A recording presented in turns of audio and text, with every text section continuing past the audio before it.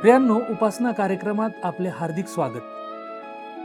देवाच्या कृपेने आपण सर्व बरे असाल अशी आशा आहे. या कार्यक्रमात आपण एकत्र येऊन पवित्र शास्त्र वाचन आणि अभ्यास करण्याद्वारे दररोज देवाच्या वचनातून प्रवास करणार आहोत. माझा विश्वास आहे की याद्वारे आपणास विश्वासात वाढण्यास आणि आपल्या जीवनात एक आशीर्वादित होण्यास नक्कीच मदत होणार आहे. आज आपण पवित्र शास्त्र इतके महत्वाचे का आहे हे जाणून घेणार आहोत. प्रियांनो, पहा, आपण अशा जगात राहतो जिथे लोक अनेकदा भावना किंवा मतांवर आधारित काय बरोबर किंवा चूक आहे हे ठरवतात. परंतु देवाने आपल्याला त्याचे वचन सत्याचे अपरिवर्तनीय मानक म्हणून दिले आहे. जसे विश्वासे नियंत्रण करणारे भौतिक नियम आहेत, तसेच देवाने स्थापित केलेले आध्यात्मिक नियम देखील आहेत आणि पवित्र शास्त्र आपल्याला तेच प्रकट करते. ते केवळ संकटाच्या काळासाठी एक पुस्तक नाही, तर दैनंदिन जीवनासाठी एक मार्गदर्शक आहे, जे आपल्याला ज्ञान, सांत्वन आणि दिशा देते. आजच्या अभ्यासाद्वारे आपण पाहू की पवित्र शास्त्र सर्व पुस्तकांमध्ये अद्वितीय असून जीवन आणि राष्ट्रांना आकार देते आणि आपल्याला या जगात आणि अनंत काळात चालण्याचा निश्चित मार्ग दाखवते. तर आपण पाहूया आजचे अध्ययन, पवित्र शास्त्र मार्गदर्शक तत्वे, भाग 1.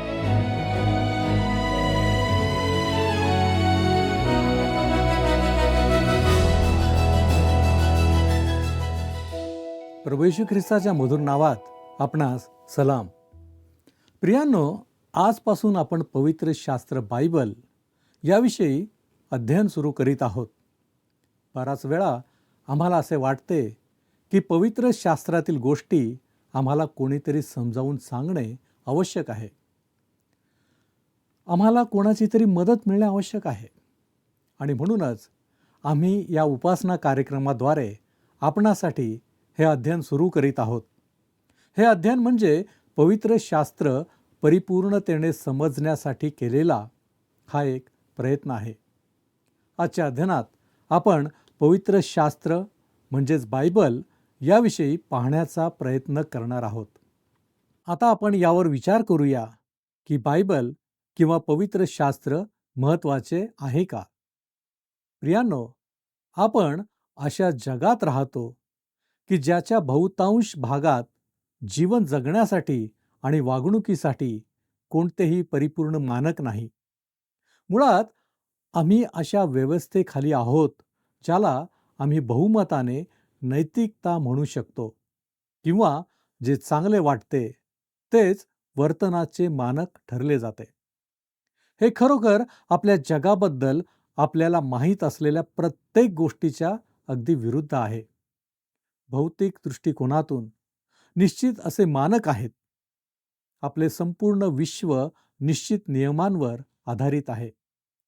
म्हणूनच आम्ही अंतराळात यान पाठवू शकतो. मग काय कारण आहे की आम्ही अंतराळात उपग्रह पाठवू शकतो आणि पूर्णपणे कोणत्या अंशावर त्यांचे वर्तन काय असेल त्याचा अंदाज वर्तवू शकतो? याचे कारण म्हणजे निश्चित नियम आणि संदर्भ बिंदू यांच्यामुळे. आता पहा, विज्ञान म्हणजे तुम्ही जीवशास्त्र किंवा वनस्पतीशास्त्र किंवा शरीरशास्त्र किंवा खगोलशास्त्र, अगदी गणित किंवा अभियांत्रिकी यावर चर्चा करीत असाल, तर भौतिक जीवनाचा कोणताही भाग पूर्णपणे अपरिवर्तनीय म्हणजेच बदल न करता येणारा आणि व्यवहार्य नियमांद्वारे नियंत्रित केला जाणार आहे. जेव्हा आम्ही भौतिकतेतून आध्यात्मिकतेकडे जातो, तेव्हा तुमच्याकडे त्याच प्रकारचे जग असते जिथे निश्चित कायदे किंवा नियम असतात. तरीही असे दिसते की नैतिक जगात आपल्याला नियमांशिवाय जगायचे आहे, आपल्याला निरपेक्षतेशिवाय जगायचे आहे आणि आपल्या स्वतःच्या मनातून आणि स्वतःच्या निर्धारातून आपले संदर्भ शोधण्याचा प्रयत्न करायचा आहे. परंतु ते अशक्य असते. जसे आम्ही भौतिक बाबतीत नियमांशिवाय सुसंगत राहू शकतो, त्यापेक्षा जास्त आपण अस्तित्वाच्या नैतिक आध्यात्मिक गोष्टींबाबत सुसंगत राहू शकत नाही. जीवनात देवाने बांधलेली एक नैतिकता आहे. जसे भौतिक नियम आहेत, तसेच आध्यात्मिक नियमही आहेत. काही लोक विचारतात की एड्स हा देवाचा न्याय आहे, यावर तुमचा विश्वास आहे का? अशा लोकांसाठी माझा प्रतिसाद असतो की एड्स हा देवाचा न्याय आहे. त्याच अर्थाने स्वतःच्या चुकीमुळे गंभीर आजार ओढवणे हा देखील देवाचा न्याय आहे. उदाहरणार्थ, तुम्हाला आयुष्यभर दारू प्यायची असेल तर तुम्हाला यकृताचा गंभीर आजार होऊ शकतो. जर तुम्हाला आयुष्यभर धूम्रपान करायचे असेल तर तुम्हाला हृदयविकार होऊ शकतो. आणि जर तुम्हाला नैतिकतेसाठी देवाच्या मानकांचे उल्लंघन करायचे असेल तर तुम्हाला लैंगिक आजार किंवा एड्सही होण्याची शक्यता आहे. आम्ही लक्षात घ्यावे की हा एक कठोर नियम आहे, ज्याला बायबल पेरणी आणि कापणी म्हणते. आता मी तुम्हाला दुसरे स्पष्टीकरण देऊ इच्छितो. देवाने गुरुत्वाकर्षण नावाचा नियम बनवला. मला वाटत नाही की कोणालाही गुरुत्वाकर्षणावर वाद घालावा असे वाटेल. तो एक निश्चित असा नियम आहे. कदाचित तुमचा गुरुत्वाकर्षणावर विश्वास नसेल. खरं तर तुम्हाला गुरुत्वाकर्षण आवडतही नसेल. तुम्ही नास्तिक असाल आणि देवाने गुरुत्वाकर्षणाचा शोध लावला हे तुम्ही नाकारणारे असाल. पण तुमचा विश्वास कसाही असला तरीही जर तुम्ही इमारतीवरून उडी मारलीत तर मी तुम्हाला खात्री देतो की तुम्ही सरळ खालीच पडाल. तुमच्याकडे दुसरा कोणताही पर्याय नाही. प्रियांनो, तुमचा काय विश्वास आहे हा प्रश्न नाही, तर हा एक बदलता न येणाऱ्या नियमाचा प्रश्न आहे. जर तुम्ही परीक्षा घेतलीत तर ते लागू होईल आणि भौतिक नियमांच्या कोणत्याही क्षेत्रात ते सारखेच आहे. नैतिक आणि आध्यात्मिक बाबतीतही हीच गोष्ट खरी आहे. जीवनामध्ये असे गृहीत धरणे की आमच्याकडे निश्चित नियमांसह एक भौतिक विश्व आहे, ज्याचे नकारात्मक परिस्थितीशिवाय उल्लंघन केले जाऊ शकत नाही, आणि असे गृहीत धरणे की जेव्हा तुम्ही नैतिक आणि आध्यात्मिक बाबतीत प्रवेश कराल तर असे होणे शक्य नाही. यामुळे एका अशक्य प्रकारे विश्वाचे विभाजन होईल. जो देव भौतिक गोष्टींना स्थिर नियमांद्वारे चालवतो, तोच देव नैतिक आणि आध्यात्मिक गोष्टी देखील त्याच प्रकारे चालवतो. मग आता नैतिकतेचे नियम शोधायला कुठे जायचे? मानवी वर्तनाचे निश्चित मानक शोधण्यासाठी तुम्ही कुठे जाता? कुठे जायचे हे ठरवायचे म्हणजे सोप्या भाषेत सांगायचे तर बरोबर काय आणि अयोग्य काय हे पाहणे. बरं, मला माहीत असलेला याचा एकच स्रोत आहे आणि तो म्हणजे बायबल, देवाचे वचन. पवित्र शास्त्र हे कदाचित आतापर्यंत लिहिलेले सर्वात जास्त बदनामी झालेले पुस्तक आहे. इतर कोणत्याही पुस्तकावर हल्ला झाला नाही इतका यावर हल्ला करण्यात आला आहे. तरीही पवित्र शास्त्राद्वारे जगभरातील अक्षरशः लाखो लोकांची सेवा केली आहे आणि सेवाही करत आहे. आणि हे आता अनेक हजार वर्षांपासून चालू आहे. या स्वरूपाचे पुस्तक आणि मानवी कुटुंबावर याचा जबरदस्त प्रभाव पडला आहे. आणि निश्चितच या पुस्तकाची अपेक्षा आहे की स्त्री आणि पुरुषांद्वारे याचे बौद्धिक चिंतन केले जावे. मृत्यूशय्येवर असलेल्या सर वॉल्टर स्कॉट यांनी आपल्या मित्राला विनंती केली की त्यांनी काहीतरी वाचावे. आश्चर्यचकित होऊन त्यांच्या मित्राने वॉल्टर स्कॉट यांनी लिहिलेल्या पुस्तकांच्या कपाटाचे निरीक्षण करत असताना विचारले, मी कोणत्या पुस्तकातून वाचू? सर वॉल्टर यांनी उत्तर दिले, तुम्ही हा प्रश्न का विचारता? पुस्तक तर एकच आहे, पवित्र शास्त्र घेऊन ये. प्रियांनो, मरणासन्न स्थितीत असणाऱ्या कोणत्याही माणसासाठी हे एकच पुस्तक आहे, परंतु जिवंत माणसासाठी सुद्धा हे एकच पुस्तक आहे. पुष्कळ लोक जोपर्यंत ते आयुष्याच्या शेवटपर्यंत पोहोचत नाहीत किंवा ते मोठ्या अडचणीत सापडत नाहीत, तोपर्यंत ते बायबलमध्ये रुची घेत नाहीत. अशा वेळी तुम्हाला दिलासा मिळू शकेल असे एखादे पुस्तक असणे आश्चर्यकारक असले तरी ते तुमच्यासाठी जीवनात पूर्ण जोमाने जगण्यासाठी एक पुस्तक आहे. हे आजच्या जीवनाला सामोरे जाण्यासाठी एक पुस्तक आहे. आणि हे ते पुस्तक आहे जे या जगातून आणि पुढील जगात जाण्याचा एकमेव निश्चित मार्ग दाखवणारे आहे. हे एकमेव पुस्तक आहे जे आपल्याला आपत्कालीन परिस्थितीला तोंड देण्यास आणि आयुष्यात येणाऱ्या धक्क्यांना तोंड देण्यास सक्षम करते. पवित्र शास्त्र हे इतर कोणत्याही पुस्तकापेक्षा वेगळे आहे. हे स्पष्ट आहे की या पुस्तकाने महापुरुषांवर प्रभाव टाकला आणि त्यांनीही जगावर आपला प्रभाव टाकला, ही वास्तविकता आहे. आता मी काही उदाहरणे तुमच्यासमोर ठेवतो. एक आफ्रिकन राजपुत्र होता. जेव्हा त्याने एका मोठ्या देशाला भेट दिली तेव्हा त्याला त्या देशाच्या महाराणीसमोर सादर करण्यात आले. या राजपुत्राने एक अतिशय महत्त्वाचा प्रश्न विचारला. या देशाच्या महानतेचे रहस्य काय आहे? महाराणीकडे बायबलची एक सुंदर प्रत होती. त्यांनी ती प्रत राजपुत्राला देऊन म्हटले, हे आमच्या देशाचे महानतेचे रहस्य आहे. प्रियांनो, मला आश्चर्य वाटते की एखाद्या राष्ट्राचा घसरणारा दर्जा देवाच्या वचनापासून दूर जाणे या तथ्याशी जोडलेला आहे. पंतप्रधान ग्लॅडस्टोन हे ब्रिटनमधील सर्वात महान कायदे पंडितांपैकी एक होते. त्यांनी म्हटले की हल्लीच्या प्रश्नांबाबत बोलायचे तर फक्त एकच प्रश्न आहे आणि तो म्हणजे सुवार्ता. त्याद्वारे सर्व काही सुधारणा करता येते आणि केली जाईल. पुढे ते म्हणाले की मला हे सांगण्यास आनंद होत आहे की ग्रेट ब्रिटनमधील उच्चस्थानी असलेले सर्व पुरुष ख्रिस्ती आहेत. माझ्या कारकिर्दीतील 11 वर्ष ब्रिटिश सरकारच्या कॅबिनेटमध्ये असताना 60 तज्ज्ञ संपर्कात आले. या 60 पैकी 5 वगळता सर्व ख्रिस्ती होते.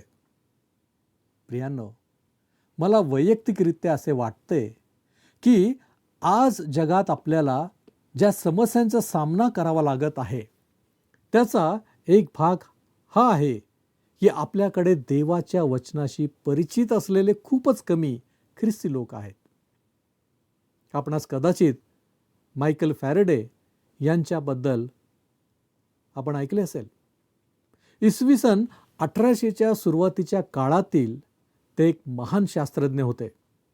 ते म्हणाले, जेव्हा लोकांकडे देवाचे आशीर्वादित पुस्तक बायबल मार्गदर्शन करण्यासाठी आहे, तरी लोक मार्गभ्रष्ट कसे काय होऊ शकतात? एक महान शास्त्रज्ञ सर आयझॅक न्यूटन म्हणाले, जर पवित्र शास्त्र बायबलचे वचन सत्य आहे तर अशी वेळ येत आहे जेव्हा लोक ताशी 50 मैल वेगाने प्रवास करतील. आणि फ्रेंच संशयवादी व्हॉल्टेअर यांनी टिप्पणी केली, बिचारे आयझॅक, जेव्हा त्यांनी ती भविष्यवाणी केली तेव्हा ते उतार वयात होते. यावरून हेच समजते की बायबलच्या अभ्यासाने एका वैज्ञानिकाच्या मनावर काय परिणाम होऊ शकतो. सुरुवातीच्या काळातील काही राष्ट्रपतींनी पवित्र शास्त्राबद्दल काय म्हटले आहे हे लक्षात घेणे खरोखरच चित्तवेधक ठरेल.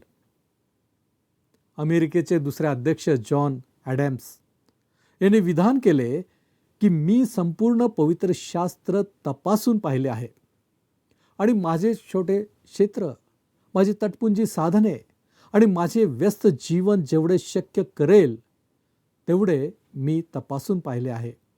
आणि परिणामतः मला असं वाटतं की पवित्र शास्त्र हे जगातील सर्वोत्कृष्ट पुस्तक आहे.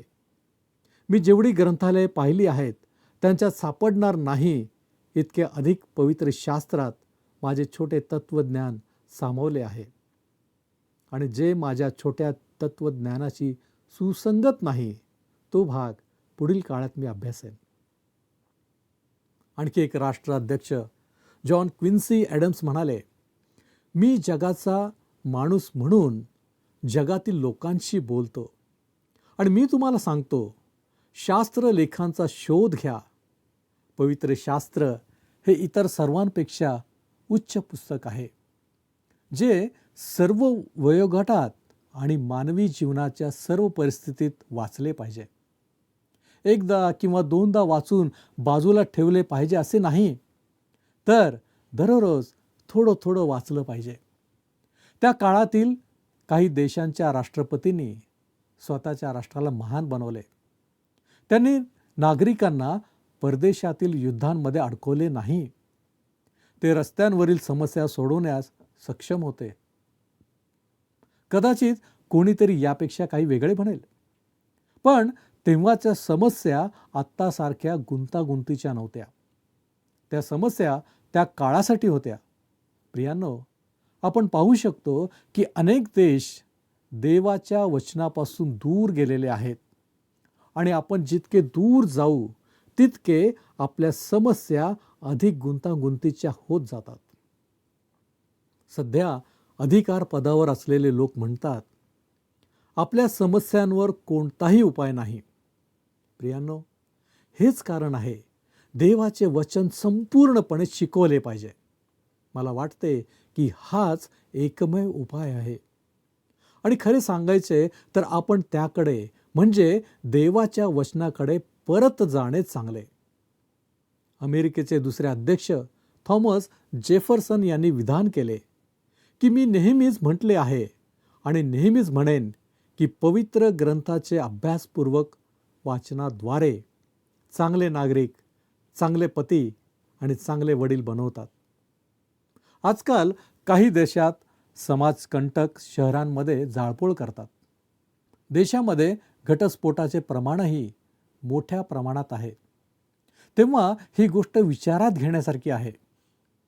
अमेरिकन इतिहास आणि राजकारणाला आकार देणारे प्रसिद्ध वक्ते आणि प्रभावशाली राजकारणी डॅनियल वेबस्टर यांनी विधान केले की जर माझ्या शैलीत किंवा विचारांमध्ये कौतुकास्पद काही असेल तर त्याचे श्रेय माझ्या दयाळू आई वडिलांना आहे, ज्यांनी माझ्या मनात शास्त्र वचनांची आवड लहानपणापासून माझ्यात निर्माण केली.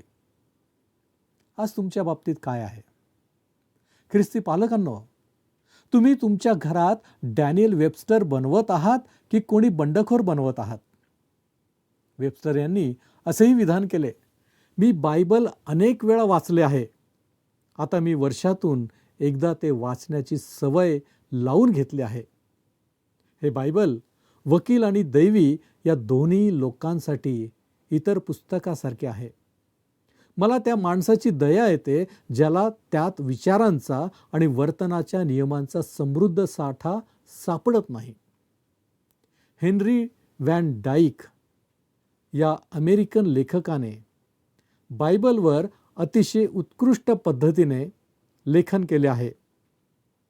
ते म्हणतात, बायबल हे पूर्वेला लिहिलेले आणि पूर्वेकडील उपमांनी सजवलेले जगभर परिचित असे आहे आणि ते प्रत्येक राष्ट्रात प्रवेश करून आपल्या प्रियजनांना जिंकते. ते माणसाच्या हृदयाशी शेकडो भाषा बोलायला शिकले आहे. ते राजवाड्यात प्रवेश करते आणि राजांना खात्री देते की ते सर्वोच्च देवाचे सेवक आहेत. झोपड्यांमध्ये राहणाऱ्या शेतकऱ्यांना खात्री देते की ती देवाची मुले आहेत.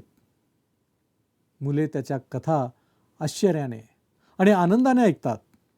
ज्ञानी लोक जीवनासाठी बोधकथा म्हणून त्याचे चिंतन करतात. त्यात संकटाच्या काळासाठी शांतीचा शब्द आहे, आपत्तीच्या काळासाठी सांत्वनाचा शब्द आहे, अंधाराच्या काळासाठी प्रकाशाचा शब्द आहे.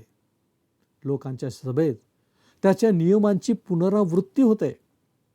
त्याचे नियम एकाकी लोकांच्या कानात कुजबुजले जातात. दुष्ट आणि गर्विष्ठ त्याच्या इशाऱ्यांनी थरथर कापतात, परंतु दुःखी आणि पश्चातापी लोकांना ते एका आईचा दयाळू आवाज आहे. ते जंगले आणि एकांत जागा आनंदाने भरते. चूल आणि अग्नी त्याची जुनी पाने वाचण्यासाठी प्रकाश प्रदान करतात. आमच्या सर्वात प्रिय स्वप्नांमध्ये त्याने स्वतःला विणले आहे, जेणेकरून आपले प्रेम, मैत्री, सहानुभूती आणि भक्ती, स्मृती आणि आशा त्याच्या मौल्यवान शब्दांच्या सुंदर वस्त्रांनी परिधान केली जाऊ शकेल आणि आपला श्वास गंधरस आणि लोबांसारखा सुवासिक होईल. प्रियांनो, असे हे आपले प्रिय बायबल आहे, देवाचे वचन, पवित्र शास्त्र. जगात देवाने आपल्याला दिलेले हे एकमेव साधन आहे जे आम्हाला अनंत काळचे जीवन मिळविण्यास मदत करते. याशिवाय जगात मानवाकडे दुसरे कोणतेही साधन नाही. प्रश्न असा आहे की प्रियांनो, तुम्ही या पवित्र शास्त्राला किती महत्त्व देता? तुमच्या जीवनात या पवित्र शास्त्राचे काय महत्त्व आहे? जर आमच्या जीवनात पवित्र शास्त्राला महत्त्व आहे तर नक्कीच आपण ते दररोज वाचले पाहिजे, त्यावर मनन केले पाहिजे आणि महत्त्वाची गोष्ट म्हणजे त्यानुसार आपले जीवन जगण्याचा प्रयत्न केला पाहिजे. होय, हे आमच्या जीवनात अत्यंत आवश्यक आहे. आपण देवाचे आभार मानूया की या गोष्टी समजून घेण्याची संधी परमेश्वराने आम्हाला दिली आहे. आपण प्रार्थना करूया. आमच्यावरती प्रीती करणाऱ्या आमच्या महान प्रेमळ परमेश्वरा, धन्यवाद देतो, तुझी स्तुती करतो, तुझे आभार मानतो यासाठी की प्रभूजी प्रतिदिनी तू आमच्याशी बोलतोस, तू आम्हाला मार्गदर्शन करतोस. आम्ही कोणत्या मार्गाने जायला पाहिजे, आम्ही काय करायला पाहिजे, आम्ही कशा रीतीनं आमची वागणूक असावी. होय प्रभूजी, या सगळ्या गोष्टी तू आमच्या जीवनामध्ये दाखवून देतोस यासाठी की प्रभूजी आम्ही तुला जाणावं, तुला ओळखावं. तू आजही आमच्यावरती प्रीती करत आहेस आणि म्हणूनच प्रभूजी पवित्र शास्त्राबद्दल या सर्व गोष्टी तू आमच्यासमोर ठेवलेल्या आहेस, त्या आम्ही स्वीकारतो. त्याच्याबद्दल आम्ही तुझे आभार मानतो आणि प्रभूजी आमच्या जीवनामध्ये पवित्र शास्त्राला देखील तेवढंच महत्त्व आम्ही देण्यासाठी तयार आहोत. आम्ही निश्चय करतो प्रभूजी, तुझी वचनं आम्ही वाचू, त्याचं आम्ही मनन करू आणि आमच्या जीवनामध्ये त्याचं पालन करण्याचा प्रयत्न करू. यासाठी प्रभूजी आमच्यातील प्रत्येक अशक्तपण तू दूर कर आणि आम्हा प्रत्येकाला तू सबल कर. पुन्हा एक वार आम्ही तुझे आभार मानतो आजच्या मार्गदर्शनाबद्दल. येशू ख्रिस्त आमचा प्रभू याच्याद्वारे ही विनंती केली आहे म्हणून तू ऐक. आमेन. प्रभू येशू ख्रिस्ताची कृपा आपणाबरोबर सदैव असो.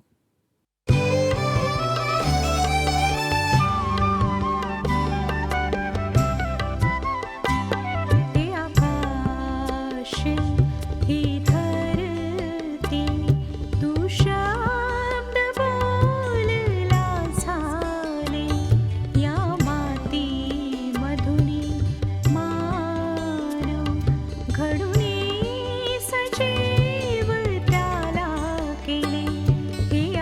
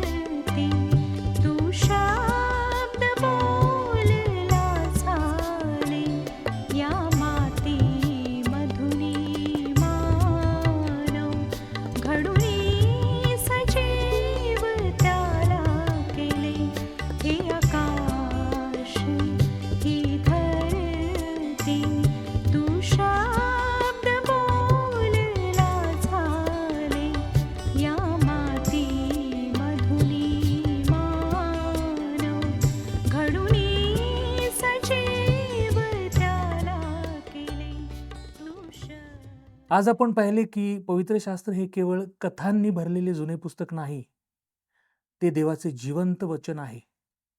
आपल्या सभोवतालचे जग आपल्याला जीवनासाठी स्पष्ट मानके देते. निसर्गात ज्याप्रमाणे निश्चित नियम आहेत, त्याचप्रमाणे देवाने आपल्याला आध्यात्मिक आणि नैतिक जीवनासाठी त्याच्या वचनात अपरिवर्तनीय सत्य स्थापित केली आहेत. पवित्र शास्त्र सर्व पुस्तकांमध्ये अद्वितीय आहे. त्याने नेते, राष्ट्रे आणि पिढ्यानपिढ्या हृदयांचे रूपांतर केले आहे. ते आपल्याला आज कसे जगायचे ते शिकवते आणि आपल्याला अनंत काळासाठी तयार करते. मला आशा आहे की आजच्या अभ्यासाद्वारे तुम्हाला देवाच्या वचनाचे अधिक सखोल मूल्य जाणून घेण्यास आणि तुमच्या दैनंदिन जीवनाचा एक भाग बनवण्यास प्रोत्साहन मिळाले असेल. तुम्ही त्याचे सत्य वाचता, शिकता आणि त्याप्रमाणे वागता, तेव्हा नक्कीच प्रभू तुम्हाला आशीर्वादित करतो. आमच्या उपासना कार्यक्रमात सामील झाल्याबद्दल धन्यवाद. पुढील भागात आपण पवित्र शास्त्र कोणत्या प्रकारे अद्वितीय आहे याबद्दल चर्चा करू आणि पवित्र शास्त्र खरोखर देवाकडून येते हे आपण कसे जाणून घेऊ शकतो याबद्दल पाहू. पुढील भागात पुन्हा भेटू. तोपर्यंत विश्वासात दृढ राहा आणि प्रभूच्या वचनामध्ये अधिक वाढण्याचा प्रयत्न करा. धन्यवाद.